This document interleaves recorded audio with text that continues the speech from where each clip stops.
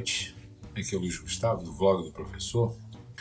Hoje nós vamos tratar sobre um tema considerado por alguns, né, como de um grande herói e outros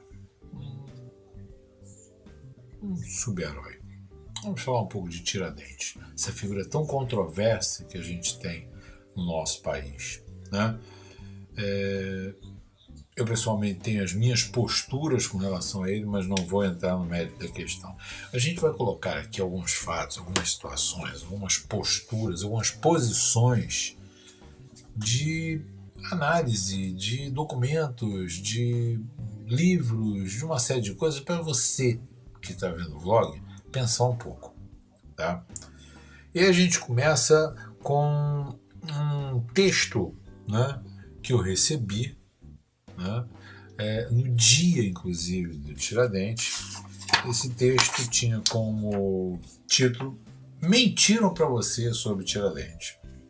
O historiador Astrogésio Cerqueira Nunes publicou o colossal estudo Enforcado que deu no pé do bolso 2007 com 666 páginas.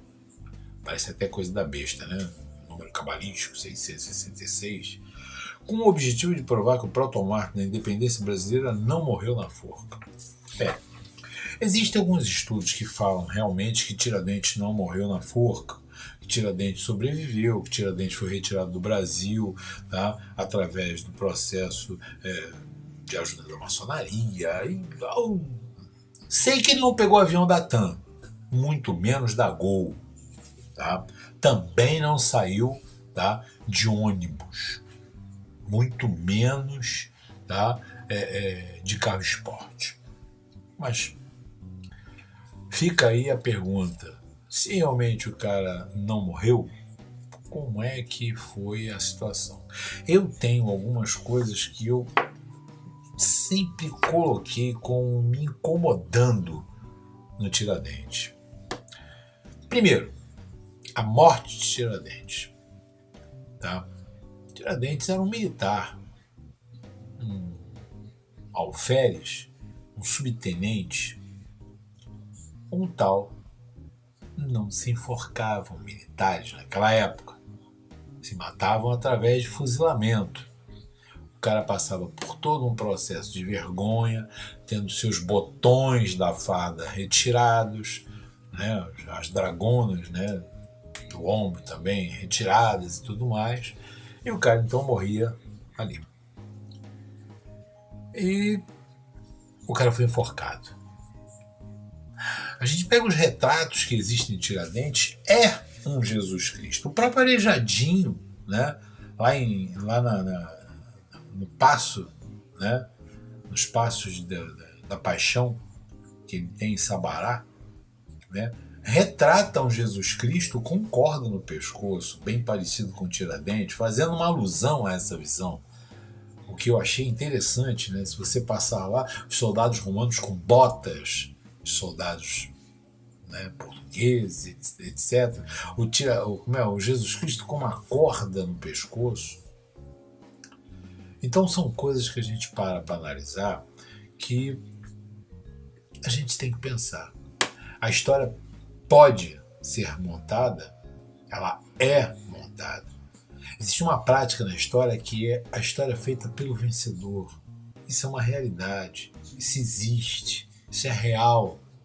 Uma das grandes críticas que eu faço hoje a muitos dos nossos amigos historiadores, tá, é essa visão marxista que eles usam e que acabam demonstrando, se descambando para um lado político.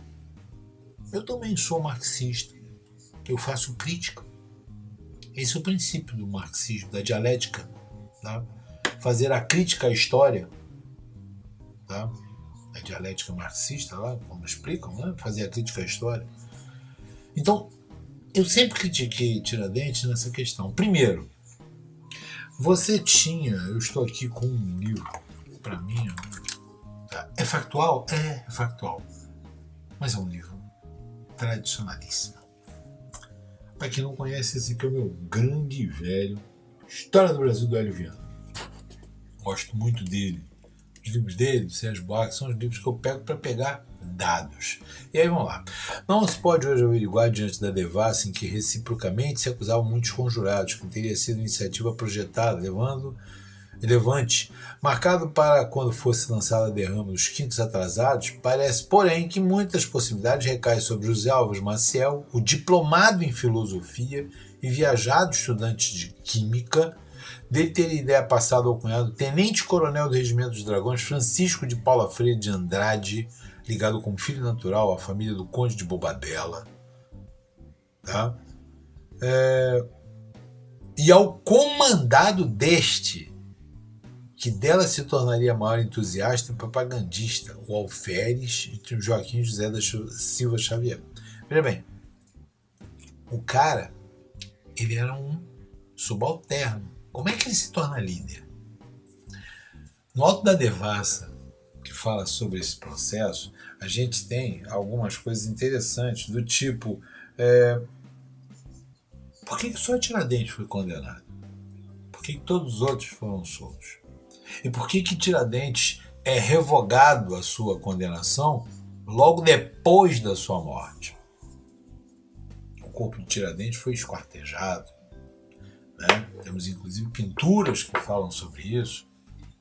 A cabeça levada para Ouro Preto. Por que ela some no dia seguinte que ela chega? Por que ela desaparece? Por que ninguém vê? Porque talvez se vissem, veriam que não era Tiradentes. O Austragésilo, ele mostra, né, no seu livro, né, que quem morreu, na verdade, tá, foi um mendigo que estava morto próximo da Igreja da Lampadosa. A Igreja da Lampadosa existe até hoje, na Vida Passos, no Rio de Janeiro, né? Igreja Nossa Senhora da Lampadosa. Então, naquela época, pegaram-se um mendigo, barbudo, cabeludo, o que é uma outra coisa também. O cara ficar barbudo e cabeludo naquelas prisões antigas ia dar um show de piolho no cara desgraçado. Tá? Então, tem uma série de questões, uma série de situações que a gente para analisar, tá? E verificar se essa situação de Tiradentes é uma situação real. Se realmente aquilo que está retratado na história aconteceu. E aí a gente para pensar numa coisa. Se esse é um fato, e a gente não tem a certeza de que ele é efetivamente toda a realidade, quem é que pode me garantir que também não tem um monte de brechas dessa na história mostrando exatamente essa situação? Quando as pessoas me perguntam por que o Brasil está passando por que está passando, eu falei, gente, o Brasil passa por isso desde a época da colônia, desde a época em que surgiram os chamados homens bons, que eram os caras que dominavam a política na época. E, gente, se nós formos falar de política, nós vamos verificar que a política é dominada por pequenos grupos desde a época da colônia. Mas se passa, por exemplo, movimentos gigantescos, né? Ou, por exemplo, o 15 de novembro.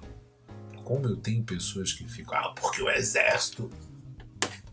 Eles esquecem que os grandes fomentadores deste movimento todo foi exatamente os cafeicultores, que não interessavam mais a eles estar com a monarquia. Ela tinha acabado com a abolição.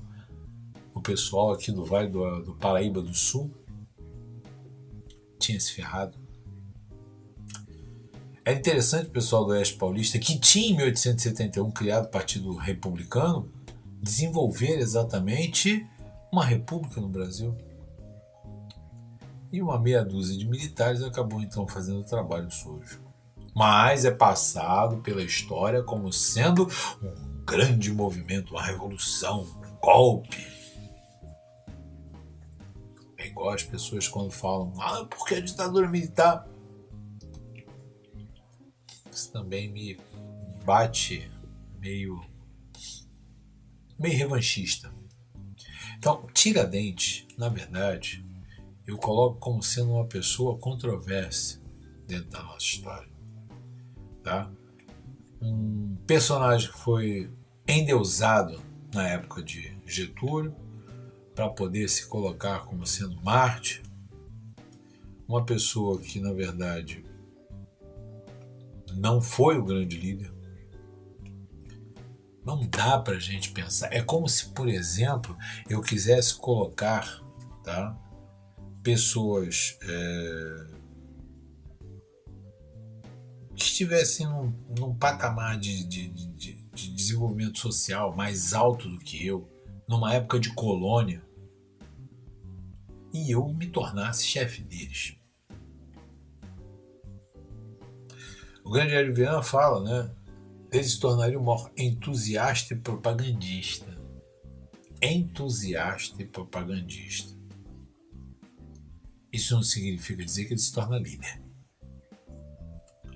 Mas veja, tudo o que eu estou falando aqui podem ser frutos da imaginação louca deste professor de mais de 30 anos de magistério. Mas também pode não ser. Por isso que a gente tenta mostrar e vai tentar mostrar ao longo de todos os vídeos que a gente vai produzir exatamente essa visão. Colocar na cabeça de vocês, tá, aquilo que os livros didáticos normalmente não fazem. A pulguinha. Para que a gente possa entender, será que esse cara foi mesmo Marte? Será que esse cara foi mesmo herói? Se foi, ótimo. Mas e se não foi? A gente até hoje está endeusando uma pessoa que na verdade não é para ser endeusado. Se por acaso chegasse a essa conclusão, o que a gente precisa entender é que no Brasil, infelizmente,